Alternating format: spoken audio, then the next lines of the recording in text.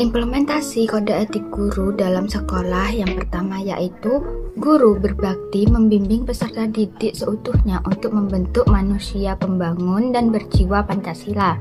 Yang kedua, guru memiliki kejujuran profesional dalam menerapkan kurikulum sesuai kebutuhan peserta didik masing-masing. Yang ketiga, guru berusaha memperoleh informasi tentang peserta didik sebagai bahan melakukan bimbingan dan pembinaan, tetapi menghindar dari segala bentuk penyalahgunaan. Yang keempat, sekolah yang baik menunjang keberhasilan proses belajar mengajar, menciptakan sekolah yang menyenangkan bagi peserta didik, menjalin kerjasama dengan pihak sekolah dan masyarakat. Guru senantiasa menerima kritikan yang membangun dari orang tua murid dan masyarakat sekitar sekolah. Yang kelima, guru memelihara hubungan baik dengan masyarakat sekitar sekolah maupun masyarakat luar untuk kepentingan pendidikan. Yang keenam, guru secara pribadi bersama-sama berusaha mengembangkan dan menciptakan profesinya. Yang ketujuh, guru menciptakan dan memelihara hubungan antar sesama guru baik berdasarkan lingkungan maupun di dalam hubungan keseluruhan. Yang terakhir yaitu guru secara bersama-sama memelihara, membina, dan meningkatkan mutu organisasi PGRI sebagai sarana perjuangan dan pengabdiannya. Yang selanjutnya yaitu faktor yang memengaruhi penerapan kode etik di sekolah. Penerapan kode etik di sekolah merupakan hal yang sangat krusial untuk menciptakan lingkungan belajar yang kondusif, profesional, dan bermartabat. Namun, penerapan kode etik di sekolah tidak selalu berjalan dengan mulus. Ada beberapa faktor yang memengaruhi penerapan kode etik di sekolah. Menurut Abidin tahun 2022, faktor-faktor yang memengaruhi penerapan kode etik di sekolah diantaranya adalah: yang pertama, faktor internal pendidik. Faktor dari dalam diri pribadi pendidik menjadi pengaruh dalam penerapan kode etik guru di sekolah. Guru berarti seseorang yang harus menyadari posisinya sebagai tenaga pendidik yang berkewajiban untuk mencerdaskan peserta didik, baik dari intelijensi maupun moral dari peserta didik.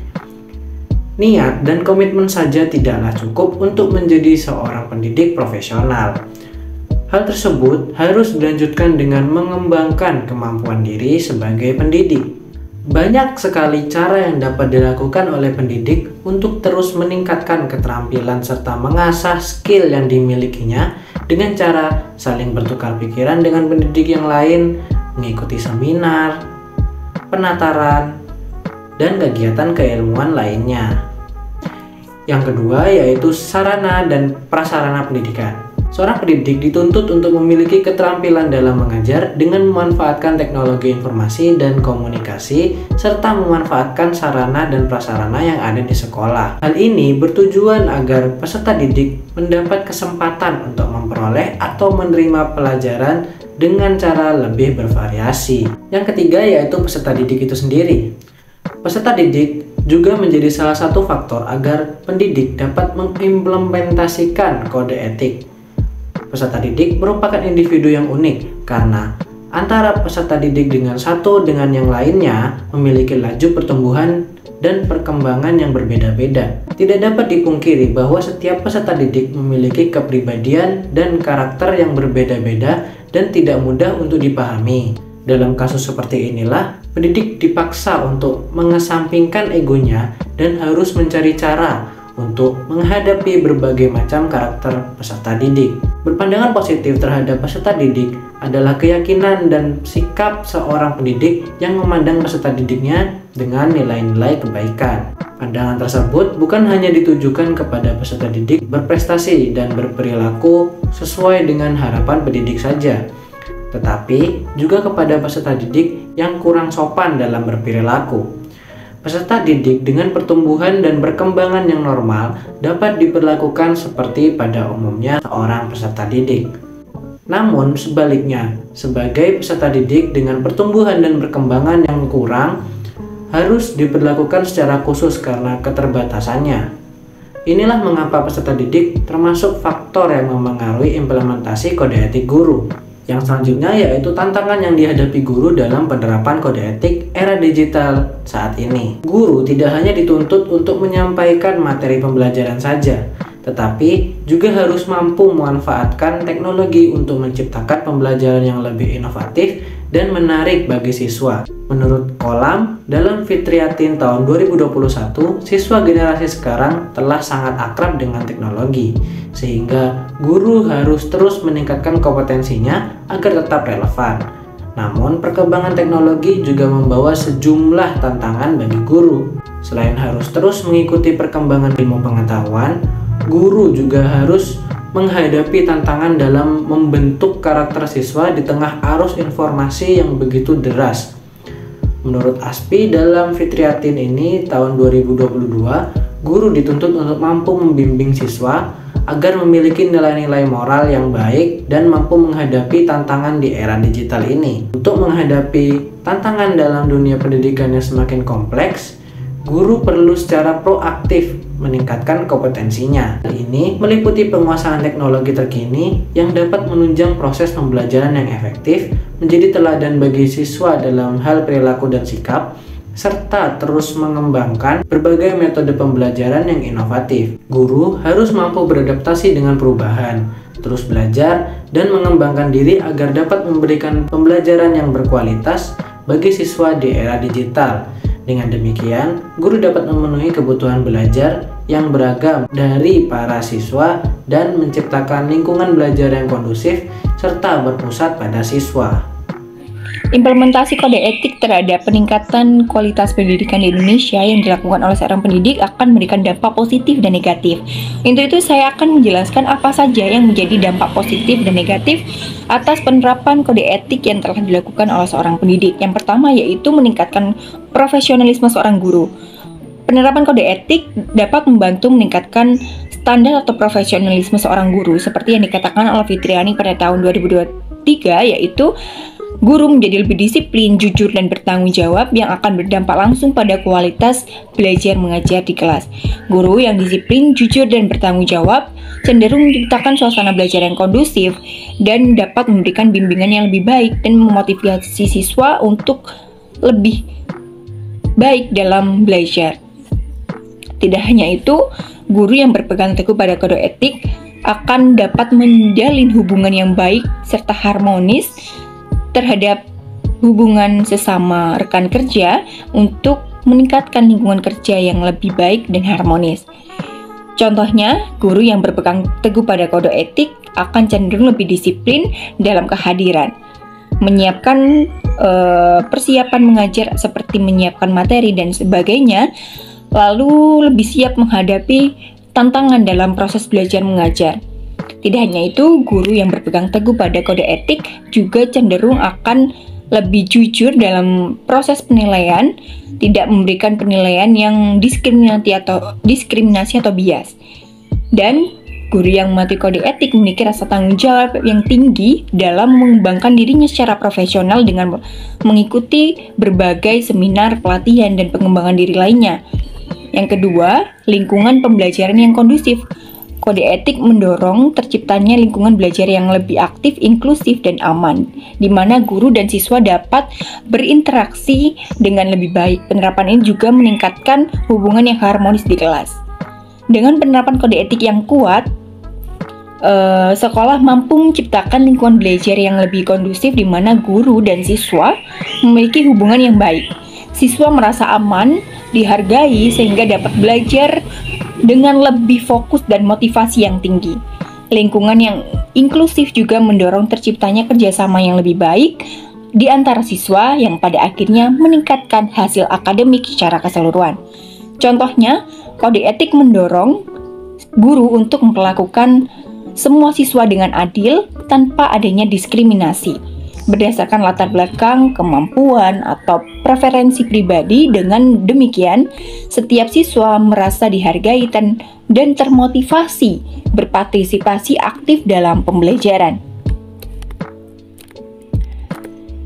Contohnya, siswa lebih banyak bertanya, merasa aman ketika berdiskusi dengan guru, dan sebagainya. Lalu, penguatan kerjasama dengan orang tua dan masyarakat. Penerapan kode etik memfasilitasi kerjasama yang lebih erat antara guru, orang tua, dan juga masyarakat. Guru yang mengikuti kode etik lebih mampu menjaga hubungan baik dengan komunitas sehingga mendukung antara hubungan sekolah, orang tua, dan masyarakat yang dapat ia perkuat.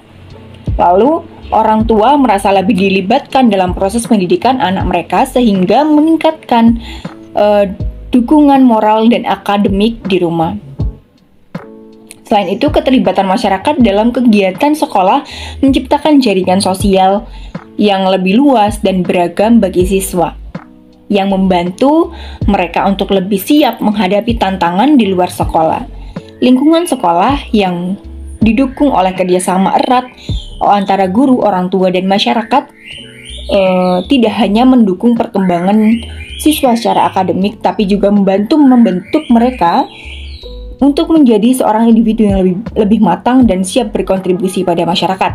Contohnya, kode etik menekankan pentingnya komunikasi yang jujur, transparan, dan terbuka. Guru dan orang tua siswa, guru diharapkan untuk selalu memberikan informasi terkait perkembangan siswa baik secara akademik maupun non-akademik kepada orang tua dengan cara yang konstruktif dan tidak menghakimi. Contohnya di sebuah sekolah, di SD Pelita Bangsa, guru-guru mengadakan pertemuan rutin dengan orang tua siswa baik secara individu maupun dalam pertemuan kelompok. Dalam pertemuan ini mereka tidak hanya membahas prestasi akademik saja, tetapi juga masalah emosional dan sosial siswa. Guru menggunakan pendekatan yang terbuka dan bersahabat sehingga orang tua merasa nyaman untuk berkolaborasi dan memberikan dukungan terhadap perkembangan anak mereka di rumah. Nah, selanjutnya yaitu dampak negatif implementasi kode etik terhadap kualitas pendidikan di Indonesia. Yang pertama yaitu menyebabkan beban administratif dan psikologis. Penerapan kode etik yang terlalu kaku dapat menyebabkan stres pada guru karena tuntutan yang tinggi yang harus mereka patuhi. Kode etik seringkali memerlukan dokumentasi yang ketat, pengisian laporan, dan evaluasi rutin terkait aktivitas pengajaran. Nah, guru dituntut untuk selalu mencatat aktivitas mereka sebagai bukti pemenuhan kode etik yang mereka lakukan. Contohnya, pada kenyataannya di SMA Sejahtera, guru diwajibkan untuk mengisi laporan mingguan yang memuat evaluasi siswa, catatan kegiatan pembelajaran, dan pelaporan pelaksanaan nilai-nilai kode etik. Proses administratif ini dianggap memakan waktu dan juga energi sehingga mengurangi fokus seorang guru untuk mempersiapkan materi atau bahan ajar untuk persiapan proses belajar mengajar. Banyak guru yang mengeluhkan bahwa beban administrasi ini membebankan mereka secara psikologi karena harus menyulap antara mengajar, mempersiapkan materi atau media ajar, dan melaporkan kegiatan secara rutin. Yang kedua yaitu kesenjangan dalam implementasi. Adanya kesenjangan antara idealitas kode etik dan pelaksanaannya. Banyak guru yang merasa kurang mendapatkan dukungan yang cukup untuk mengimplementasikan kode etik secara konsisten yang menghambat efektivitas penerapannya. Contohnya, guru sering dihadapkan pada situasi di mana tuntutan kode etik tidak sejalan dengan kondisi real atau nyata di sekelas atau lingkungan sekolah. Misalnya, menjaga keadilan dan non-diskriminasi terkadang sulit diterapkan secara ideal, terutama dalam situasi yang melibatkan perbedaan latar belakang sosial atau kemampuan siswa. Nah, contohnya di sebuah sekolah. Di salah satu sekolah di Bandung, seorang guru dihadapkan pada kesulitan untuk menerapkan prinsip keadilan dalam memberikan perhatian kepada semua siswa. Dalam prakteknya, siswa dengan kemampuan lebih rendah cenderung mendapatkan perhatian yang lebih karena membutuhkan bimbingan yang lebih banyak. Meskipun kode etik mengharuskan perlakuan adil, realitas lapangan menunjukkan bahwa distribusi perhatian yang merata itu sulit dilakukan tanpa adanya dukungan dan sumber daya tambahan. Hal ini menimbulkan ketidakpuasan di kalangan guru karena mereka merasa tidak dapat menjalankan kode etik secara sempurna. Sini kami akan memberikan komentar dalam berbagai perspektif atas implementasi kode etik yang telah dilakukan oleh salah satu seorang pendidik yang dimuat dalam artikel berita yang diterbitkan oleh media Antar News pada tanggal 4 Desember tahun 2024 pukul 11.21 waktu Indonesia Barat dengan judul Guru Gunakan Kartu Bilangan Bantu Siswa Pahami Pengurangan. Dalam perspektif guru sendiri, guru memegang peran sentral dalam menciptakan suasana belajar yang kondusif. Dengan penerapan kode etik, guru memastikan interaksi yang adil, mendukung keberagaman, dan memberikan perlakuan yang setara kepada setiap siswa. Dalam kasus ini, penggunaan kartu bilangan menunjukkan pendekatan yang kreatif dan inklusif untuk membantu semua siswa untuk memahami materi dengan cara yang menarik dan relevan. Penerapan kode etik membantu guru menjaga hubungan positif dengan siswa, menciptakan rasa aman dan dihargai dalam kelas.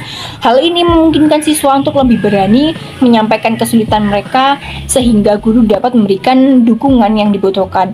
Hubungan harmonis ini memperkuat iklim pembelajaran kolaboratif dan menyenangkan antara siswa dan seorang pendidik. Nah, dalam perspektif siswa sendiri, siswa memiliki latar belakang dan kemampuan yang berbeda-beda. Dengan adanya lingkungan yang kondusif dan kode etik yang menekankan inklusivitas, siswa merasa diterima dengan apa adanya. Faktor internal seperti rasa percaya diri dan motivasi belajar meningkat ketika siswa merasa dihormati oleh seorang guru dan teman-teman di kelasnya. Siswa yang merasa dihargai dan aman lebih mampu berpartisipasi aktif dalam pembelajaran. Penggunaan alat bantu seperti kartu bilangan juga membantu siswa lebih fokus dan mudah memahami konsep yang abstrak seperti pengurangan. Selain itu, kerjasama antar siswa yang terjalin di lingkungan yang kondusif dapat meningkatkan kemampuan sosial mereka sekaligus mendukung hasil akademik yang lebih baik. Yang ketiga yaitu perspektif sekolah. Sekolah memiliki tanggung jawab untuk menciptakan kebijakan yang mendukung penerapan kode etik secara konsisten. Hal ini mencakup pelatihan bagi guru untuk memahami dan menerapkan prinsip-prinsip kode etik serta menyediakan sumber daya yang memadai untuk metode pembelajaran yang inovatif seperti kartu bilangan. Penerapan kode etik di lingkungan sekolah membantu menciptakan kultur belajar yang menghormati perbedaan, mendorong kolaborasi, dan memastikan interaksi yang harmonis antara guru dan siswa.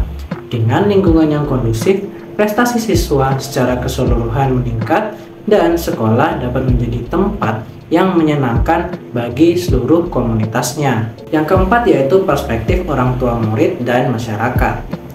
Setiap orang tua pasti mengharapkan anak mereka belajar dalam lingkungan yang aman, inklusif, dan suportif. Dengan adanya penerapan kode etik, guru tidak hanya menjadi pengajar, tetapi juga teladan bagi moral siswa. Dukungan orang tua terhadap metode yang diterapkan guru juga menjadi faktor penting untuk memperkuat lingkungan belajar kondusif. Orang tua merasa lebih percaya diri pada sistem pendidikan ketika kode etik dijunjung tinggi. Lingkungan belajar yang kondusif juga membuat siswa membawa sikap positif ke rumah, yang dapat menciptakan hubungan yang lebih baik antara siswa dan keluarga mereka. Kebijakan pendidikan yang mendukung penerapan kode etik mendorong setiap sekolah untuk menciptakan lingkungan belajar inklusif dan menghormati keberagaman siswa. Selalu melakukan evaluasi berkala untuk memastikan bahwa kode etik benar-benar dijalankan oleh seluruh pihak sekolah. Dengan penerapan kebijakan yang menitik beratkan pada lingkungan belajar yang kondusif, siswa memiliki peluang lebih besar untuk berkembang secara akademik maupun sosial. Kode etik yang kuat juga menjadi fondasi untuk membangun budaya pendidikan yang berkelanjutan dan mendukung kesejahteraan seluruh warga sekolah. Oke, baik. Assalamualaikum warahmatullahi wabarakatuh. Perkenalkan, nama saya Giovanni Melvianto. Saya selaku pengajar Bahasa Indonesia di salah satu instansi pendidikan di Sekolah Menengah Atas. Pada kesempatan kali ini saya ingin memberikan beberapa tanggapan terkait implementasi kode etik guru yang telah dilakukan oleh seorang pendidik pada sebuah artikel. di mana pada artikel tersebut seorang guru atau pendidik menggunakan media kartu bilangan bantu untuk membantu siswa memahami pengurangan. Menurut tanggapan saya selaku seorang pendidik, hal tersebut sangat menarik dan sangat baik, dikarenakan sesuai dengan perkembangan era modernisasi saat ini dan juga pada perkembangan era digital, memang kita sebagai seorang pendidik itu diharuskan dan diwajibkan untuk mengimprovisasi atau memberikan sebuah pembelajaran yang sifatnya terbarukan atau menciptakan media-media pembelajaran yang sifatnya interaktif untuk membantu peserta didik. Jadi berdasarkan artikel yang telah saya baca terkait yang dilakukan oleh pendidik tersebut, saya rasa sangat menarik dan sangat membantu sekali dalam memberikan pemahaman baru kepada peserta didik untuk memahami materi yang akan diajarkan. Hal ini memang sangat sesuai dengan beberapa kode etik guru, yang mana pada dasarnya kode etik guru ini menurut pemahaman saya pada garis besarnya itu mencakup dua hal, yakni sebagai pernyataan prinsip dasar pandangan terhadap posisi, tugas, dan tanggung jawab guru. Yang kedua sebagai pernyataan-pernyataan yang berupa rujukan teknis operasional yang termuat dalam beberapa butir batang tubuhnya. Yang saya pahami di sekitar ada 9 butir. Yang pertama ini adalah kita sebagai seorang peserta didik, sebagai seorang pendidik, itu yang pertama adalah membentuk atau pembentukan pribadi peserta didik. Dan yang kedua ini adalah kejujuran profesional. Yang ketiga, kejujuran dalam memperoleh dan menyimpan informasi tentang peserta didik. Terus yang keempat, salah satunya adalah pembinaan kehidupan sekolah. Terus yang kelima sebagai orang tua murid dan masyarakat. Dan yang keenam, nah ini yang paling penting, sebagai kita harus mengembangkan dan meningkatkan kualitas diri kita untuk mengikuti perkembangan zaman, untuk mengikuti perkembangan kurikulum yang telah ditetapkan oleh pemerintah sesuai dengan perkembangan era, sesuai dengan perkembangan zaman tentunya. Terus sesama guru memiliki hubungan kesejawatan, saling memberikan dukungan, saling memberikan bantuan dukungan, baik berdiskusi dan lain sebagainya. Terus di organisasi profesi, dan yang terakhir adalah pemerintah dan kebijakan pemerintah di bidang pendidikan, terutama dalam penerapan kurikulum yang setiap beberapa tahun mengalami perkembangan dan juga adanya perubahan yang lebih baik lagi itu. Jadi berdasarkan beberapa kode etik yang saya pahami atau butir-butir yang termuat dalam kode etik yang saya pahami, saya sangat setuju, terutama untuk memberikan bantuan media pembelajaran yang interaktif, menarik untuk membantu peserta didik dalam memahami sebuah materi seperti itu. Selanjutnya, faktor-faktor yang mempengaruhi penerapan kode etik di sekolah yang dapat meningkatkan kualitas pendidikan. Nah, seperti yang sudah saya sampaikan, bahwasanya beberapa hal yang perlu kita pertimbangkan, salah satunya diantaranya adalah kita harus mengembangkan dan meningkatkan kualitas diri agar tentunya kita mampu mengikuti perkembangan zaman, kita mampu mengikuti perkembangan era saat ini yang mana semuanya berbasis dengan media, informasi, digitalisasi, dan lain sebagainya, sehingga pelayanan kualitas pendidikan itu menjadi lebih baik. Kita mampu memberikan pelayanan pendidikan kepada peserta didik menjadi lebih baik, dan peserta didik mampu menyerap informasi, mampu menyerap materi pembelajaran dengan lebih baik. Dan tidak hanya itu, seperti yang sudah saya sampaikan, bahwasanya di poin pertama kita membentuk kepribadian, kita membentuk karakter peserta didik untuk menjadi lebih baik. Nah, jadi tidak hanya pada bidang materi materi tapi di bidang efektif juga seperti itu. Dan beberapa hal yang saya rasa menjadi salah satu tantangan itu tantangan terbesar seorang guru itu pada dasarnya ada beberapa hal. Salah satu di antaranya adalah integrasi teknologi dalam pembelajaran. Nah, ini yang menjadi salah satu tantangan terbesar dalam integrasi teknologi dalam pembelajaran. Yang dimaksud di sini adalah menguasai penggunaan alat-alat digital. Bagi kami yang mungkin cenderung masuk dalam golongan usia muda yang masih semangat untuk belajar, dan saya rasa memang perlu untuk belajar, tidak ada masalah. Akan tetapi berbeda dengan usia yang mungkin lebih senior dari kami yang sudah karena media informasi teknologi kan semakin berkembang lebih cepat, sehingga untuk mengikuti hal itu butuh waktu. Sehingga yang menjadi salah satu tantangannya adalah integrasi teknologi dalam pembelajaran, menerapkan teknologi dalam pembelajaran, karena tidak semua materi pembelajaran itu selalu kita terapkan teknologi. Jadi ada beberapa materi yang di kala waktu kita menggunakan teknologi, di kala waktu kita tetap menggunakan hal yang mungkin lebih klasik dan lain sebagainya. Itu jadi beberapa hal yang dapat saya sampaikan selaku pendidik di lingkungan pendidikan yang saya lakukan. Saya sangat menyetujui dengan penerapan media bantu yang dilakukan oleh pendidik tersebut pada artikel yang sudah disampaikan, dan beberapa faktor, kendala dan lain sebagainya yang juga dapat kita terapkan, atau kode etik yang dapat kita terapkan untuk kualitas pendidikan adalah beberapa hal. Salah satunya kita harus mengembangkan kualitas diri. Itu salah satu hal yang paling penting untuk mengikuti perkembangan zaman, sehingga kita dapat membantu peserta didik untuk memahami materi lebih baik dan memahami informasi lebih baik. Jadi itu yang bisa saya sampaikan. Terima kasih. Assalamualaikum warahmatullahi wabarakatuh.